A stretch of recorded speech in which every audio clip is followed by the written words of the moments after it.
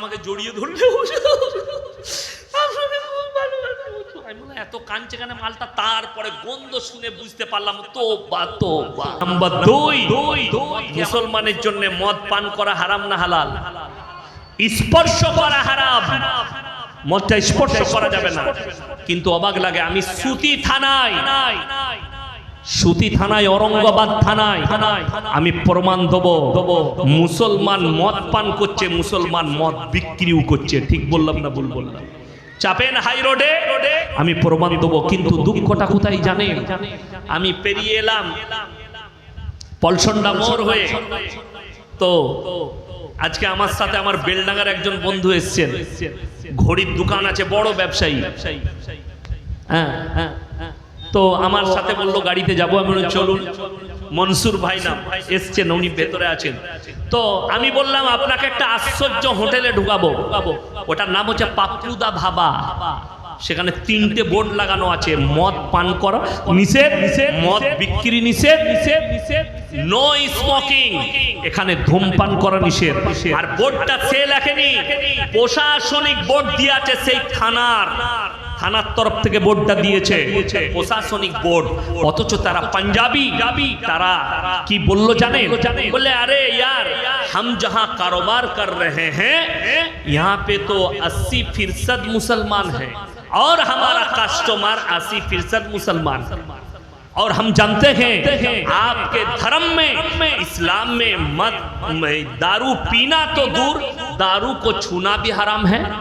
সে অমুসলিম আপনার ধর্মকে রেসপেক্ট করে যে আমার হোটেলে যেন মুসলমান কাস্টমার আসে, আর মুসলমানদের জন্য মদ হারাম, তাই আমার এই ব্যবসা করা যাবে না।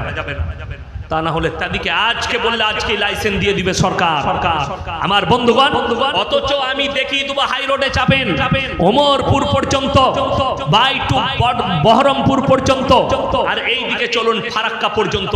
মুসলমানের ছেলে হারামখোর হোটেল খুলেছে, মদ খাচ্ছে, মদ বিক্রিও করছে হারাম জেনে। নাম্বার 3, লটারির টিকিট হারাম না হালাল? হারাম।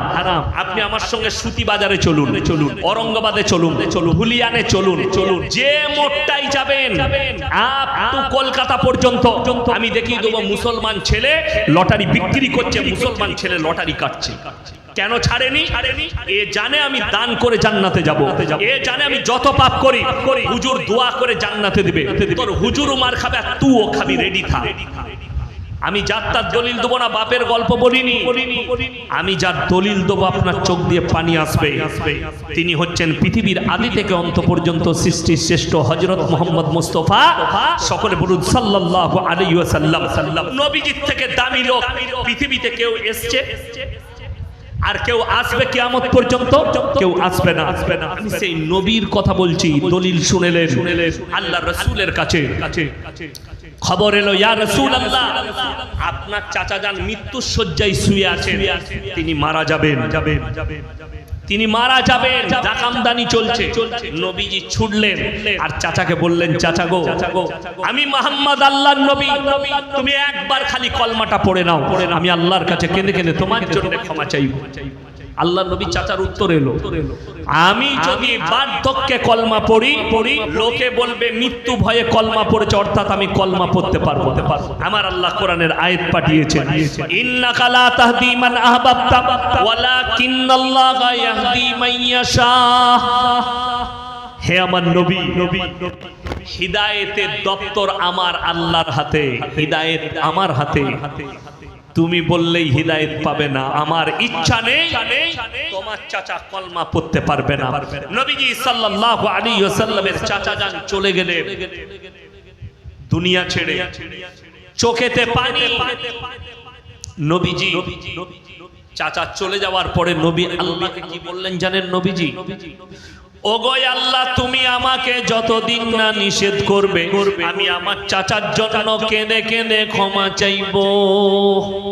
নবীজি চাচা চলে গেছে, আল্লাহর কাছে ক্ষমা চাইছেন, আল্লাহ গো আমার চাচাকে ক্ষমা করে দাও। এটা আমার হিতাকাঙ্ক্ষী চাচা। আল্লাহ তাআলা জিবরিল আমিনকে পাঠালেন কোরআনের আয়াত নিয়ে, কি বলে? মা কানা লিন নাবিয়্যি ওয়াল্লাযীনা আমানু আইয়াস্তাগফিরু লিল মুশরিকিন ওয়ালাউ কানু উলি কুরবা। হে আমার নবী এবং মুমিন, তোমরা দুজন শোনো, যারা মুশরিক হয়ে বদ্দিন হয়ে মারা গেছে, বেঈমান কাফের হয়ে মারা গেছে, তাদের জন্য দোয়া করতে পাবে না যদিও তারা নিকটতম আত্মীয়। নবীজির হাত নেমে গেল। আর আপনি ভাবছেন আপনার বাপ তাহাজ্জুদ গুজার, আপনার বাপ হাজী সাহেব, আমার বাপ পরেজগার, আমার মা তাহাজ্জুদ গুজার, আর আমি মদের ভাটিতে জীবন কাটাবো, আমি গাঁজার ভাটিতে জীবন কাটাবো, আমি আমার জীবনটা হারামের উপরে অতিবাহিত করব, সুদের উপরে। আমার মা তো নামাজি, আমার স্ত্রী তো নামাজি, জান্নাতে পাঠিয়ে দেবে, আমার বাপ দোয়া করবে। আরে মূর্খ, নবীজি নিজের চাচাকে কলমা পড়াতে পারেননি, নিজের চাচার জন্য দোয়া করা আল্লাহ নিষেধ করেছেন। এটা তো একটা বললাম। দ্বিতীয় নম্বর, পৃথিবীর বুকে যতগুলো নবী পয়গম্বর আল্লাহ পাঠিয়েছেন, সব থেকে বেশি যিনি দাওয়াতের মেহনত করেছেন, তাবলীগ করেছেন, তার নাম হচ্ছে হযরতে নূহ নবী। তারপরেও মুষ্টিগত লোক ঈমান এনেছে, মুষ্টিগত লোক, কিছু লোক ঈমান এনেছে। দুঃখের বিষয়, বেদনার বিষয় আমার ভাই, এই মুষ্টিগত লোক যখন ঈমান এনেছে, তার নিজের সন্তান কিনান, তার পরিবার, তার গোত্রের মানুষ, তারা বললে শোনো, তোমার আল্লাহকে আমরা বিশ্বাস করব না। নূহ নবী বিনীত অনুরোধ চালালেন, আমি বিনীত অনুরোধ করছি, হে আমার সম্প্রদায়, হে আমার সন্তান, তোমরা আমার আল্লাহকে বিশ্বাস করো, নাহলে আল্লাহ তোমাদেরকে কঠিন আযাবে মুবতালা করবে। তার সন্তান কিনান বলে, তোমার আল্লাহ কি আযাব দিতে পারে? বলে, আমার আল্লাহ মুষলধারার বৃষ্টি দিয়ে তোমাদেরকে বন্যায় ডুবিয়ে দেবে। সঙ্গে সঙ্গে চ্যালেঞ্জ ছুড়ল আল্লাহকে, কে? তার ছেলে কেনান। তোমার আল্লাহকে বলে দাও, তোমার আল্লাহ যদি বন্যা দেয়, এমন উঁচু জায়গায় চেপে যাবো যেখানে তোমার আল্লাহর পানি পৌঁছাবে না। বলুন নাউযুবিল্লাহ। এত বড় চ্যালেঞ্জ। আল্লাহ বললেন, হে আমার নূহ, তুমি যে নৌকা তৈরি করেছো, যেটা আমি হুকুম দিয়েছি, নৌকায় চেপে যাও। যারা বিশ্বাস এনেছে তাদেরকে নাও, জোড়া জোড়া জীব জন্তু পশু পক্ষী নিয়ে নাও। এরপরে আমার আযাবের জন্য ইন্তজার করো। মুষলধারার বৃষ্টি। মুফাসসিরিনরা লিখছেন, মুহাদ্দিসিনরা লিখছেন যে পৃথিবীর বুকে অত বড় প্রলয় ঘটেনি। সমুদ্রের পানিকে আল্লাহ মিনিমাম 1200 থেকে 1250 ফুট উপরে তুলে দিয়েছিলেন। গোটা পৃথিবী ডুবে গেছে। নূহ নবী নৌকার উপরে, তার কম মারা যাচ্ছে, চোখেতে দেখতে পাচ্ছেন আমার সন্তান কিনান যেন ডুবে মারা যাচ্ছে। নূহ নবী থাকতে না পেরে আল্লাহর কাছে কি দোয়া করলেন জানেন? লা আসিমাল ইয়াউমা মিন আমরিল্লাহ। ওগো আল্লাহ, এটা আমার ওরসজাত পুত্র, তুমি একে রক্ষা করো। আমার আল্লাহ উত্তর দিলেন, লামিনাল খাসিরিন। যে আমাকে মানেনি, আমার নবীকে মানেনি, আমার দ্বীনকে মানেনি, তার জন্য দোয়া চাইতে পাবে না।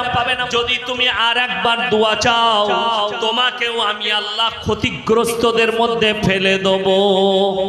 নবী পয়গম্বর নিজের রক্তের সম্পর্কের সন্তান হাবুডুবু খেয়ে মারা যাচ্ছে। আল্লাহ নিষেধ করলেন, আর দ্বিতীয়বার দোয়া করবে না, তা না হলে তোমার নৌকা সমেত আমি পানিতে ডুবিয়ে দেবো।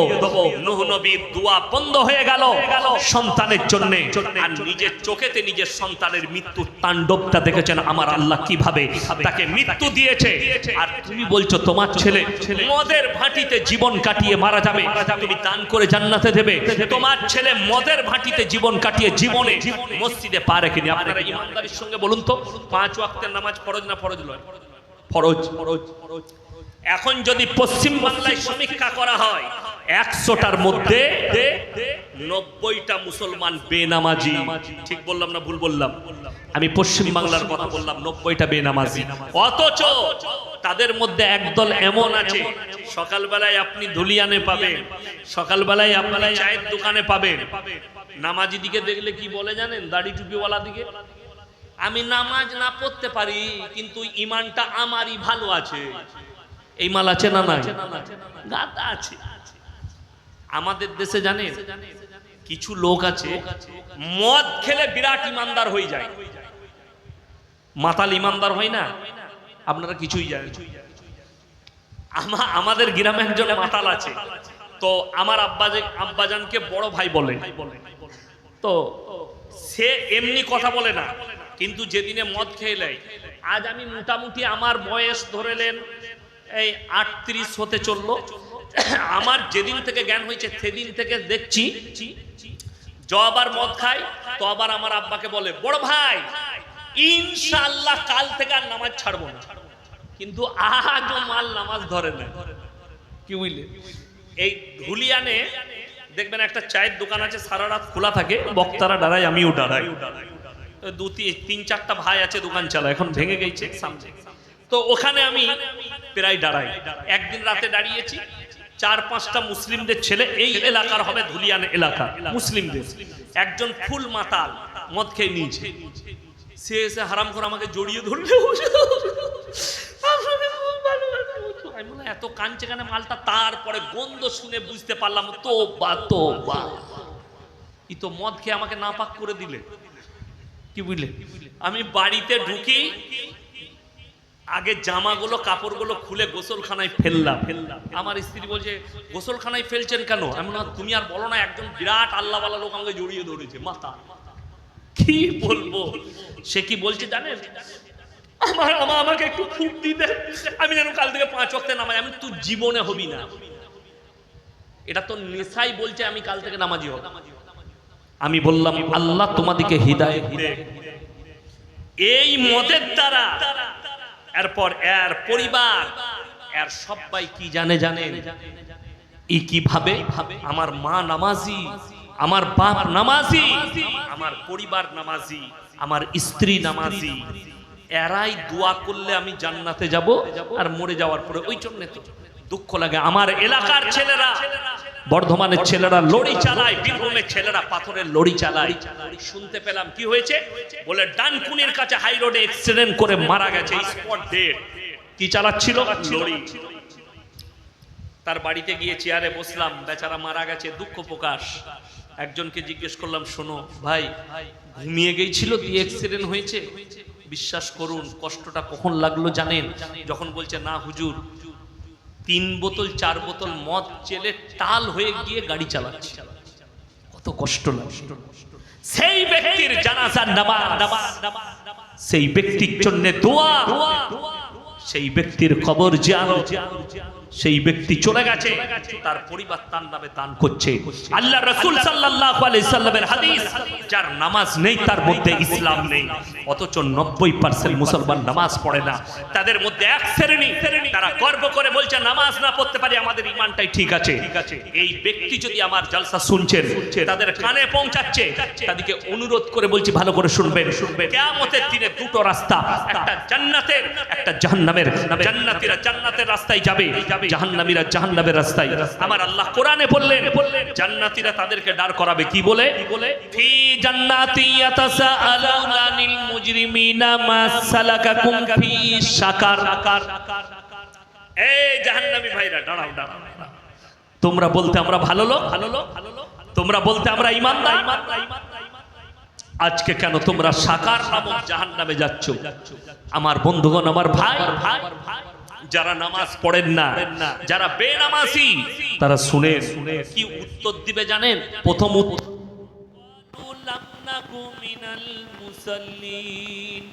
আমরা নামাজি মুসল্লিদের মধ্যে ছিলাম না,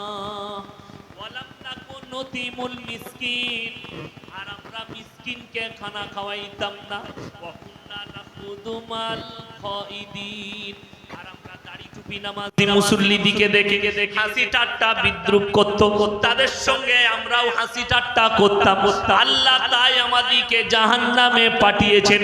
ওয়াকুন্না নুকাজ্জিবু বিয়াউমিদ্দিন, আর আমরা বিচারের দিবসকে, কিয়ামতের দিনকে আমরা মিথ্যা বলে মনে করিতাম। তাই আল্লাহ আমাদেরকে জাহান্নামে পাঠিয়েছেন। তারা 1 নম্বর বলবে আমরা নামাজি ছিলাম না। যতগুলো আমার ভাই আছেন, বোন আছেন, সবাই হাত তুলে বলুন তো আজকে আমরা 5 ওয়াক্তের নামাজি হব ইনশাআল্লাহ। হাত তুলেন সবাই, এই সবাই যুবক যুবক হাত তুলেন, বলুন ইনশাআল্লাহ জোরে বলুন। হ্যাঁ, নামাজ কেউ ছাড়বেন না, যে কোনো হালতে। রাস্তায় আছেন নামাজ পড়েন। আমার একজন বন্ধু আছেন পুলিশ অফিসার, আমি তাকে জিজ্ঞেস করলাম ভাই নামাজ পড়েন? তিনি বললেন হুজুর মাঝে মাঝে ছাড়া যায়, কিন্তু আমি তো চেষ্টা করি নামাজটা আদায় করা। থানার বড় বাবু, কোন থানার বলবো না, আমার খুব কাছের মানুষ, আমাদের বর্ধমান জেলাতেই পোস্টিং আছে, বীরভূমে বাড়ি, নামাজ পড়ে, রমজান মাসে রোজা রাখেন।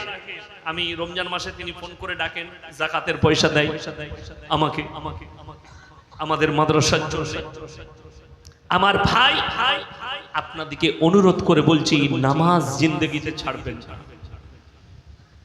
নামাজ কেমন জিনিস, কেমন ইবাদত আল্লাহ রেখেছেন। ইন্নাস সালাতা তানহা আনিল ফাহশাই ওয়াল মুনকার। নিশ্চয় নামাজ এমন একটা ইবাদত, মানুষ যখন যদি নামাজি হয় তাকে অশ্লীল কাজ থেকে সরিয়ে নামাজ তাদেরকে ভালো কাজের দিকে নিয়ে যায়। আমার বন্ধুগণ, ওই জন্য অনুরোধ করছি, কোন ভাই নামাজ ছাড়বেন না।